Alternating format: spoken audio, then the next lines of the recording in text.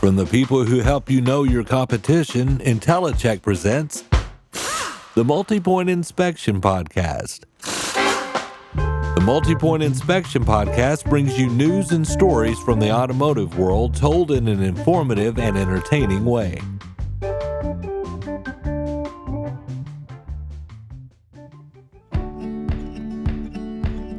For Richard Lupo, the Asheville area of western North Carolina started out as a great place for he and his family to visit. We started vacationing just before our first child came, right after we were married, not too long, and came up here and visited the Biltmore and just spent a lot of time in the North Carolina, the upstate area of South Carolina and western North Carolina, and really fell in love with the area. Came back here, did some Airbnbs a couple of times over the years. Just really, our kids, as they grew up, we came up here several times. Just really took a liking to the place. But it later became something more for the Lupos than just a yearly getaway destination. And after many years of the grind, we made a decision as a family to focus more on having time with our kids and family and being a better husband and father and better managing the demands that this business puts on us. It's a lot of times. And after a serendipitous encounter with one of the most storied dealerships in the area, a decision was made. So we decided after I had been in Jacksonville nearly 25 years and my wife was born and raised there and the only place she ever lived. We struck up a conversation with the ownership here at Appletree, actually kind of by accident or coincidentally, and spent 6 months talking to each other back and forth until we got real comfortable with each other and made that change coming up on 3 years, 2.5 years ago, probably, and haven't looked back. It's been great.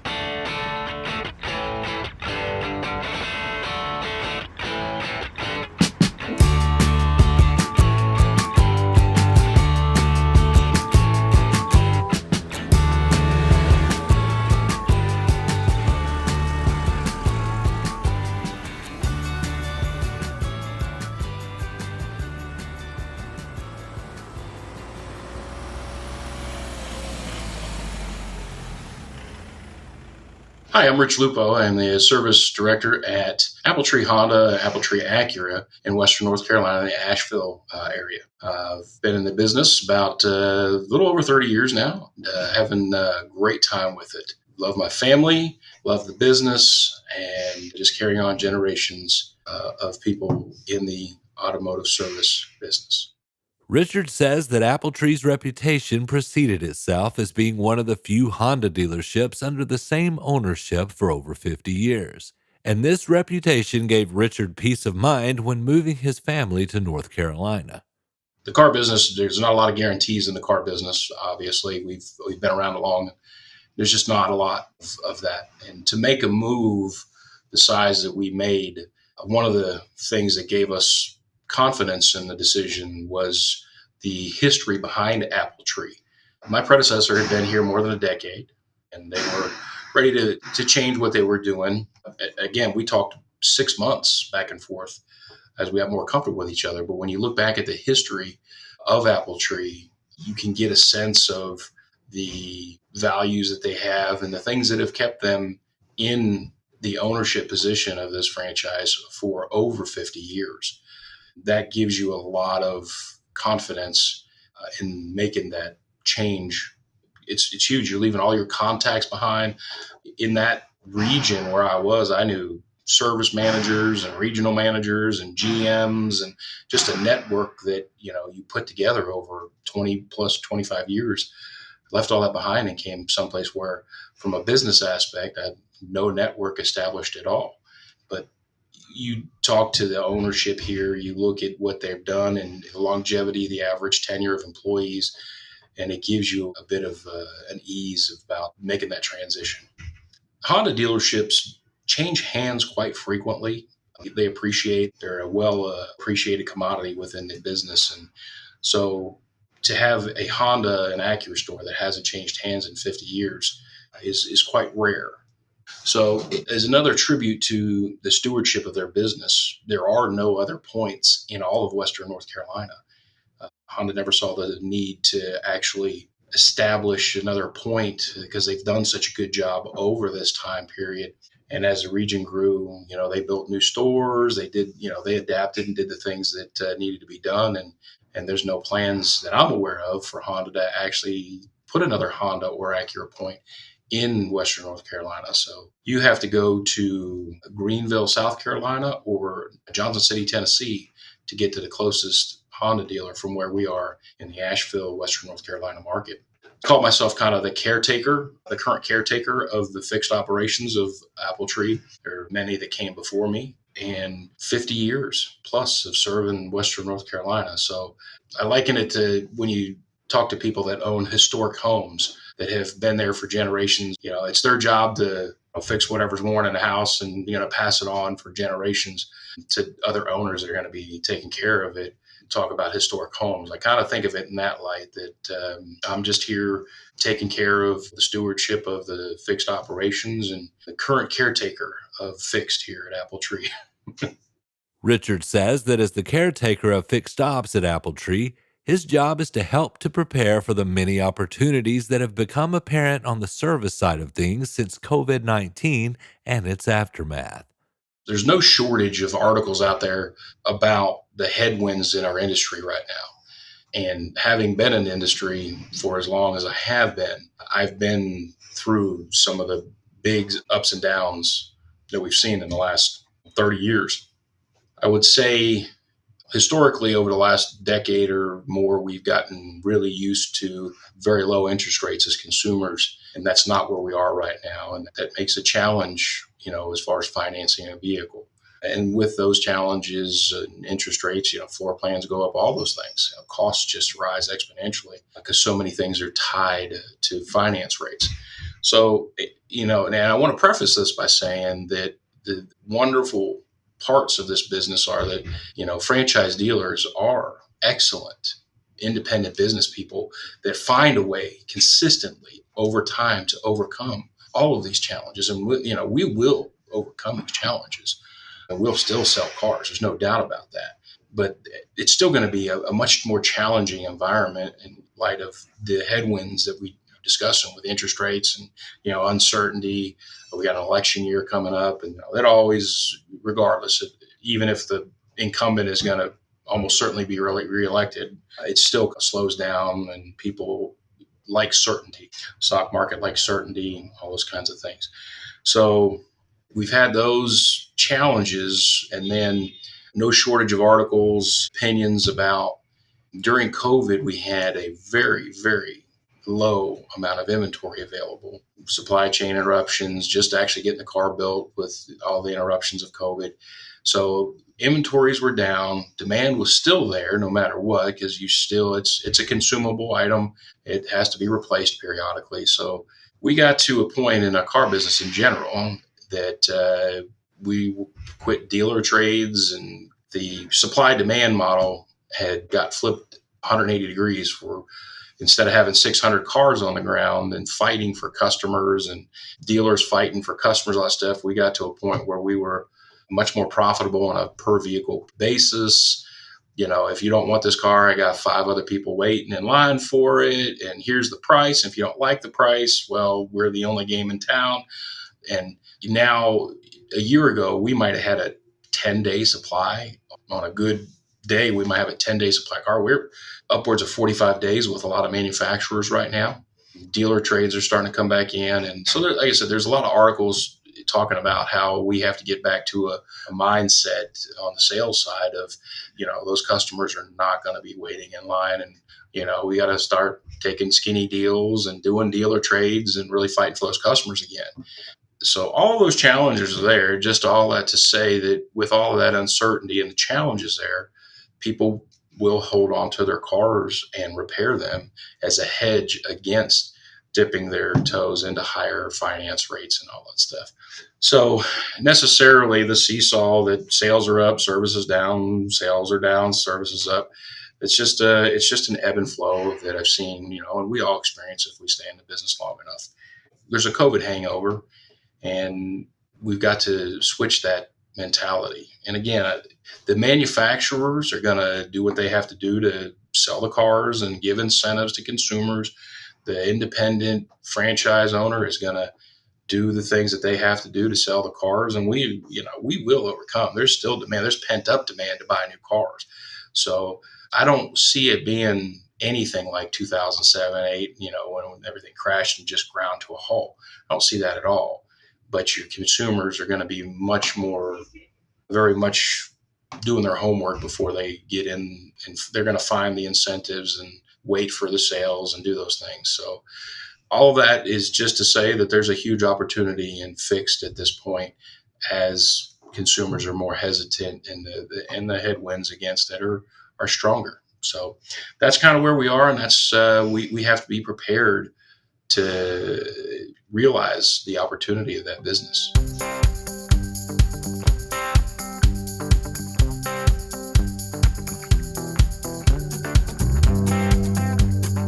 And to take advantage of this business, Appletree is wrapping up an 18-month makeover designed to take customer convenience to the next level. We're most of the way through an 18-month project.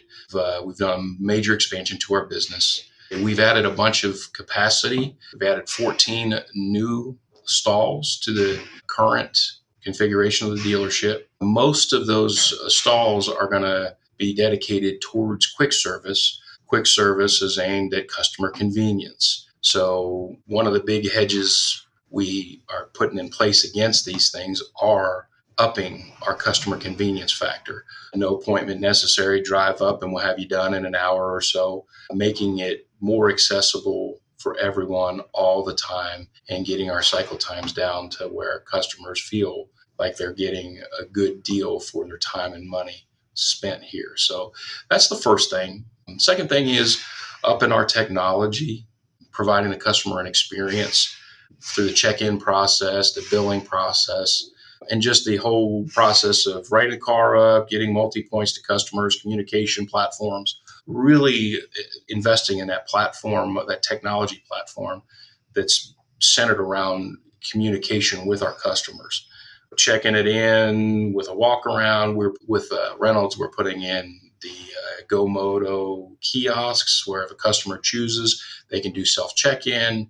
We have 24-hour access to pick up and drop off in an enclosed environment in the dealership, pick up and drop off rentals. We're upgrading our technology with how we manage our rental fleet so that we can get more availability for our customers for rentals, video MPIs, online payment, all of those things that bring the customer's experience to a very modern feel and touch, and increasing convenience to the customer as well. And really, that's kind of where we are right now. I think that is a direction for Appletree, and what I see as the direction we need to be in, both at Appletree and as an industry in a whole, is just driving a value proposition to our customers. And that's really the meat of what we do. That's the core of what's driving these innovations and upgrades and investments, is just driving home a value proposition that what the customer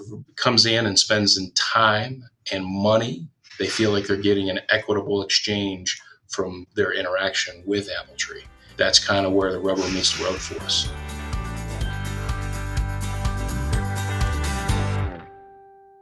And Richard says that the best way to ensure seamlessness with this massive undertaking was to use one vendor for all the changes going on at Appletree.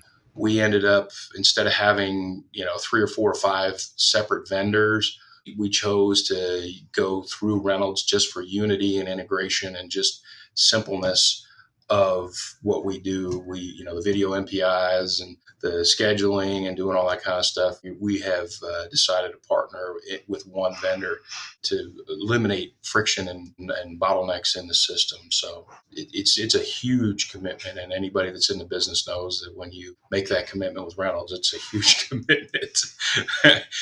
According to Richard, one of Appletree's main goals is to change the perception that customers have of dealerships in general. The video MPIs, it drives customer value because it's transparency, it's trust. And, if you trust somebody, the value becomes implicit in the transaction. We talk about key tossers, hey, here's my car. toss the keys at your service advisor, call me when it's done. That's the ultimate compliment to a service consultant, that they're doing a great job with that customer, is toss my keys to you and call me when it's fixed. Yeah, I don't need you to tell me what you're doing. I trust you. And so it's really the perception that we are trying to overcome right now in the service business. I related to you about a survey that Cox did a few months ago, pretty in-depth study about aftermarket versus the dealer. The aftermarket was making some inroads, significant inroads into the service business of the dealerships. And the biggest things were that there was a lack of trust in the dealership, that people might be overcharged. And there's a perception that dealers are more expensive. And the analysis was that the average service visit in an aftermarket shop versus a dealership, they were $9 difference. So the average service visit at a dealership is $9 more than the same visit at an aftermarket shop. So, and these were big, good, strong, independent shops, and regional franchises, things like that, and your Meinekes and things like that. So regional and national players are not any less expensive than a dealership. So We'll learn about why you should educate your customers about who's paying for the marble floors in your dealership, how Appletree is preparing for EVs and autonomous vehicles, after a word from our sponsor. Perception is not always reality. And, there's this perception that the dealerships are more expensive for everything. And InteliChek kind of confirms that that's not the case. InteliChek helps dealerships become aware of where their prices stand in regard to their competitors. And InteliChek does a good job of giving us that pricing data to confirm that we're in the market. And this allows dealerships to make their customers aware of their competitive pricing. I placed 2 placards in the business center so they could see that while they're over there working on computers. Also placed it in our coffee area. We have a glass wall there, so when they walk in, as they're putting their creamer and sugar in their coffee, they're going to look up and see the pricing for our pricing as well as our competitors. Introducing InteliShare. InteliShare contains all of InteliChek's promotional tools that you can use to promote your favorable prices, including InteliAds, the printable flyers that you can show off in easel displays, InteliMedia for your digital media boards, and InteliWidgets, so you can show off price comparisons on your website and even let your customers schedule from the widget.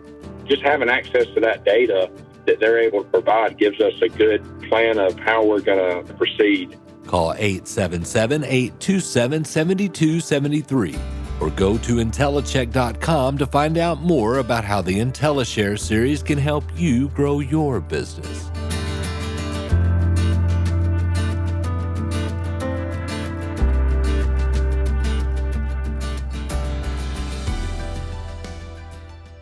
drilling down one or two levels further on that, what we derive from that study is, my personal opinion is that there's a complexity to dealerships that drive some of that uneasiness in the consumer.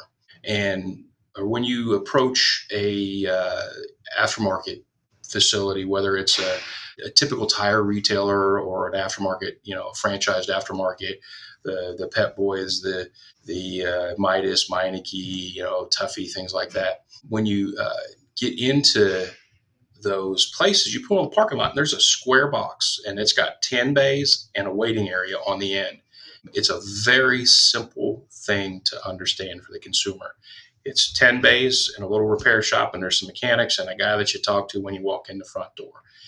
And they've upgraded some of that stuff. Some of the waiting areas and showroom areas are much nicer than they used to be typically.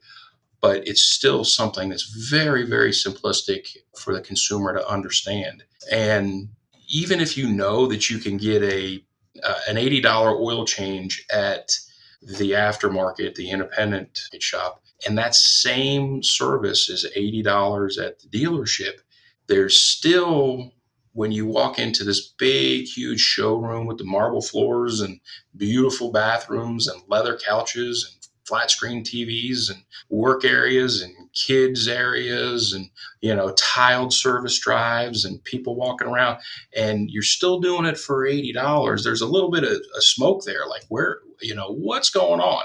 But the business model is so much different. We're selling cars, we're F&I, reselling cars, used cars, all of those things. We've got so many revenue streams that support the structure of a dealership. And the customers, while they realize that, if you're coming in for repair and you have this box of a retailer from a Meineke kind of thought process where it's just a box with cars that get fixed in it, and then you're sitting on a leather couch and against marble floors, you're thinking at some level, somebody's paying for this and it's me. And so we're driving value into what we do as we go to market to let people know that not only are the revenue streams diverse at the dealership, but also within the service department. When you are at one of those large regional, national chains, you're doing customer pay work. We do a lot of customer pay work, but we're also doing work for the OEM under warranty. We got service contracts, maintenance contracts, fleet business, all of those things that when you go to the tire place, they're not doing. So we've got 4, 5, 6 avenues, if you have a body shop, all of those things, a wholesale parts business, online parts retailing, so many revenue streams to support the leather couches and the marble floors and all that stuff. So we're going to market and saying to our customers, what we do is different. We're able to have better capacity to serve you. And if it's relatively the same price as someplace else, then why would you go anywhere else when you can come here and sit on a leather couch and get decent coffee and a clean bathroom? So that's kind of where we're going. That's the value proposition that we're driving for our customers. I hear a lot about the need to change the perception of dealerships, but this is the first time that I've heard the marble floor catch-22 addressed in this manner. And Richard says he's thought long and hard about this. It's a thread that I've been pulling on for quite a while, trying to quantify it. And there's a history of this too. Ford has done a great job over the decades that I've been in the business. There was a time when I was much younger in this business when Ford had whether it was perceived or real, that they responded to it, a quality issue. And people that are old enough will remember a huge marketing effort by Ford where they would say quality is job one, and they showed people in the factories interviewing factory workers, and quality is job one banners on the assembly lines and things like that. So when they saw the customers weren't seeing the value because the quality wasn't there, they went out and addressed it directly. They addressed the value proposition years ago when they had Mike Rowe doing the works, and they were interviewing service advisors and technicians and telling everybody how cheap tires were and you could get a good oil change there. And they drove value home to their consumers at that time too as well. You will rarely see a price and payment and on a Honda commercial, rarely will you ever see the car does 0 to 60 in this, it breaks in here and you've got, this many cubic feet of cargo space. And, here's the price and the lease payment or whatever. Honda doesn't do it that way. They pioneered a way to advertise a long time ago. It's been very successful though. And occasionally when they're, obviously everybody runs the cheap lease thing occasionally. So you will see it sometimes, but you're just as often to see somebody in a minivan doing something and just say, hey, it's a Honda Odyssey, and tag it that way. Subaru brings value to their customer base by talking about love and donating to the SPCA or whatever your charity is. So there's a lot of ways that the OEMs respond to the value proposition. What we're doing is just bringing a level of clarity to our customers, a level of education about how we do and what we do, just drive home value. And with the current economic conditions that we're experiencing, that's very high on customers' lists is value, getting an equitable exchange for your time and treasure for the services provided. So what about EVs? There's a bunch of stuff going on with Honda right now. So there's a couple of things. A full disclosure, I bought a Nissan Leaf in 2012. I like the technology. I'm a fan of the technology. I'm a realist about it. I don't think it's for everyone, and I think that the technology in general is not. It's not as mature as the effort to push it into the public at the rate and scope that they are right now. So I think that getting out over our skis a little bit as an industry and being pushed there through regulation, I think we're a little ahead of the game. I don't think the technology is quite caught up to where the push for transition is. So, but I come from that from a point that says that it's good technology. It doesn't come without its challenges. But I think that if they get to a point where you've got a solid state battery that can go from New York to Denver on one charge, and you can run 75 miles an hour and get 1,000 miles out of it, that makes ICE cars obsolete at that point. And I don't think we're that far off from there. Richard says that even though the regulatory push for EVs is not in line with demand just yet, Appletree is preparing to service electric vehicles. On the fixed side, Honda, Acura have, and actually there are some differences in the strategies between Honda and Acura. They're not the same as far as their EV strategy. So yeah, we've made huge investments in chargers. And it's not just buying a charger. You got to put the thing on the wall. You got to run service to it, And we're blessed to have some of our facilities are much more modern than others, and some of the older facilities uplift transformers to get to the right amount of voltage and service to run these DC fast chargers, tearing up parking lots to put chargers in waiting areas when customers, when a car is done servicing in the service department, putting chargers out in the parking lot, tearing up parking lots, running conduit, doing all that stuff. So it's a huge proposition. And we're lucky enough where we're located right off an interstate, right near the airport.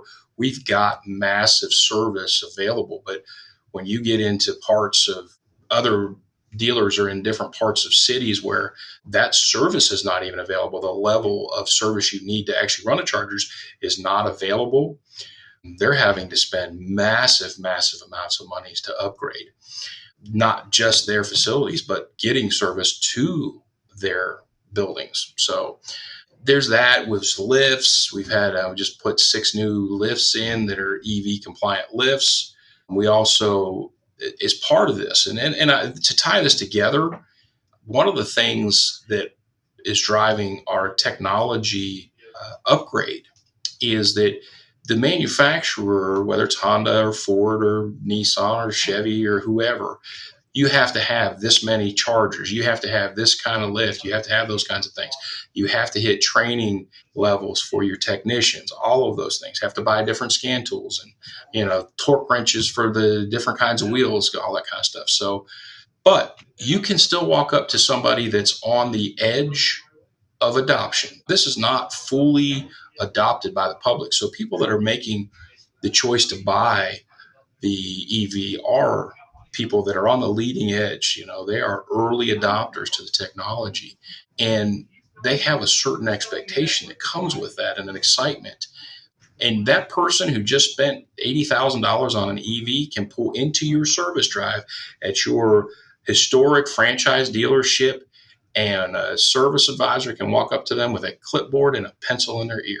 And so not only are we hitting the requirements by the OEM, but we're also making that upgrade in technology to meet that customer's expectation.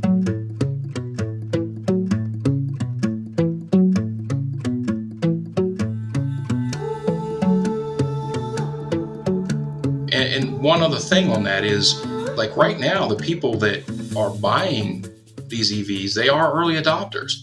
And they do have a level of commitment to the technology. They have an excitement about them. And shame on us if we don't capture that. It's there for the taking. I once was, many years ago, in a training class that said the only reason that the aftermarket exists is because we didn't do a good job as dealers. tires weren't a profitable item, and our parts department didn't want to, keep them in stock. So, your service advisor would say, go down to John's Tire Shop. Hey, you need some tires, go down to John's. They'll put some tires on there for you. We created the aftermarket because we didn't capitalize on that. And I think we're on the cusp of making that same mistake again if we're not careful. And we can open up that EV world to the people, to the aftermarket, and we don't have to if we are able to capitalize on that customer that's looking for that experience with the investment they just made.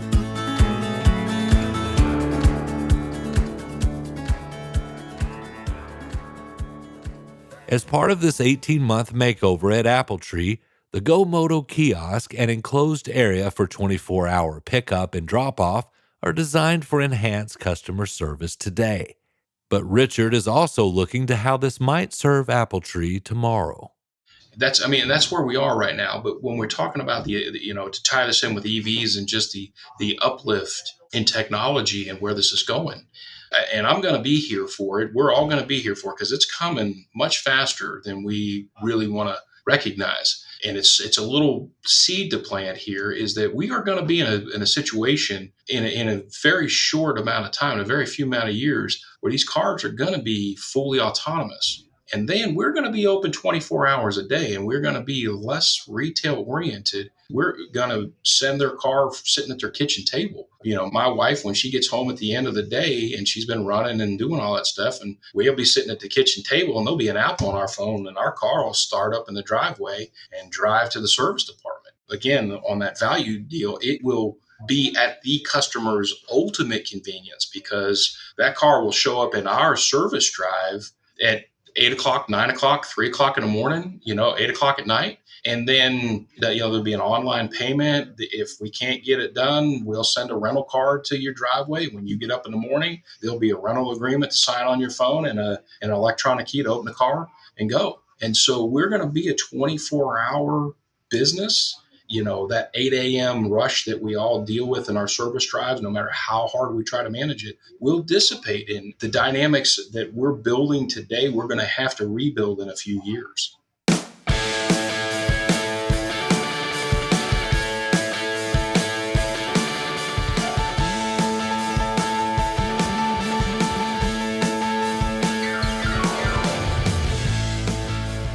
I'd like to thank Richard Lupo at Appletree Honda Acura for this most interesting interview. You can find the Multi-Point Inspection Podcast on Apple Podcasts, Amazon, Spotify, or wherever you listen to podcasts. And be sure to subscribe and give us a 5-star rating. It helps with the algorithm thingy. Executive producers for the Multi-Point Inspection Podcast are Melissa Marlette and Joe Gibson. It is written, produced, and narrated by me, Brandon Barnett. This episode's featured music is Reg Attacks by Fillmore.